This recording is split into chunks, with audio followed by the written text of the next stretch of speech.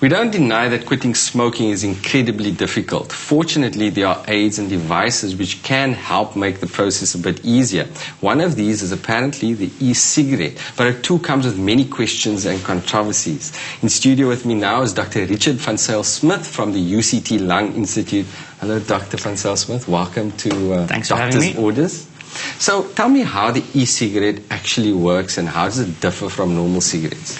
So an electronic cigarette is, the other name for them are ENDs, or electronic nicotine devices, delivery devices. And what they do is they vaporize nicotine. The nicotine is contained in a liquid, commonly propylene glycol and vegetable glycerine with nicotine in it and some flavorants to make it more palatable.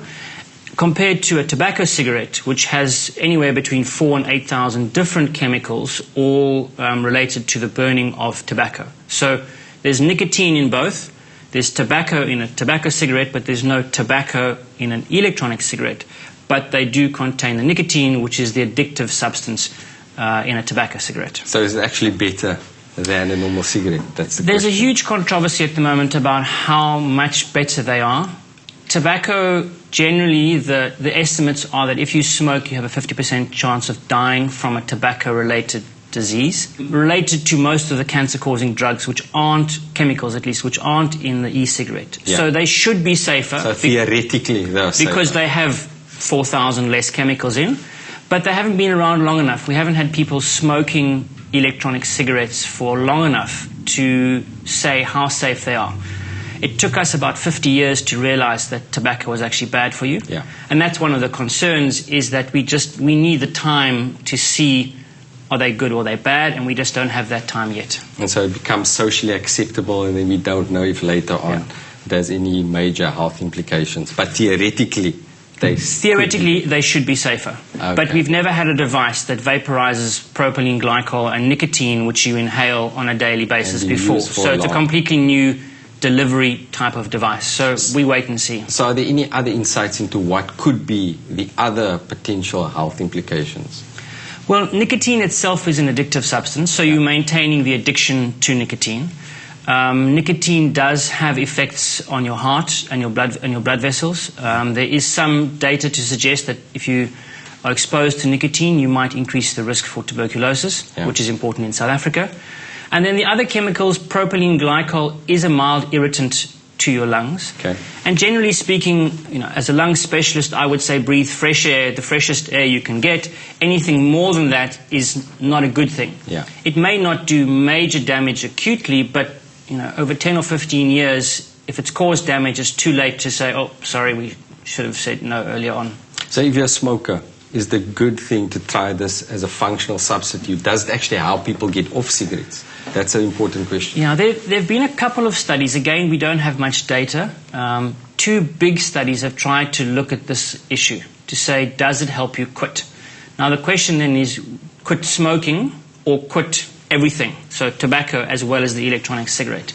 And the two biggest studies we have, which are not particularly big studies, have failed to show that using an electronic cigarette helps you quit smoking completely. Excellent. It may cut down on the amount of tobacco you're smoking, but they haven't shown yet that it is a device, a tool, a method to quit.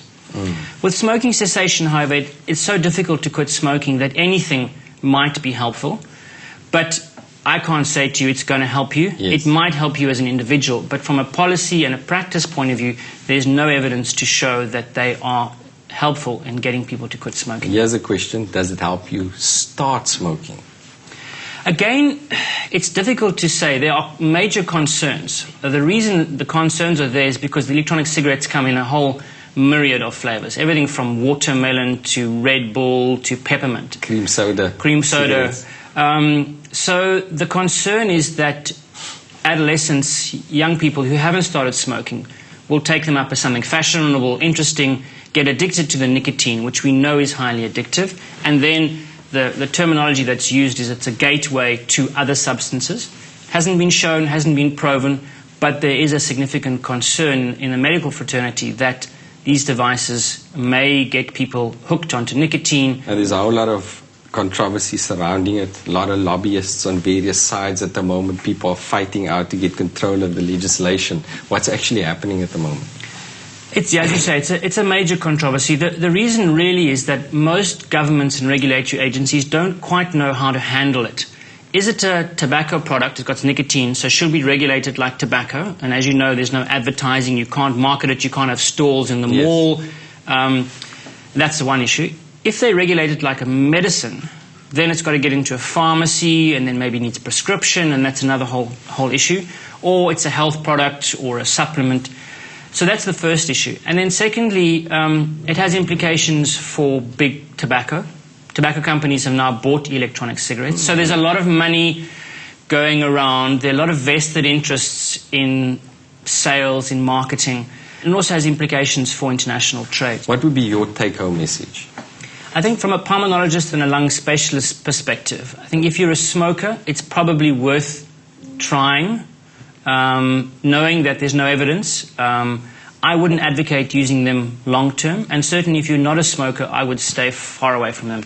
It's just the risk is not worth it. We don't know what the effect will be in the long term, and I may be proven wrong in the next 5 or 10 years to say they're completely safe and everyone can use them, but I wouldn't like to take that risk. Thank you very much, Dr. van Zyl Smit, for explaining e-cigarettes to me and the viewers. Having a better understanding of this product is beneficial in deciding for ourselves if they are worthwhile or not, and we're tending towards being cautious.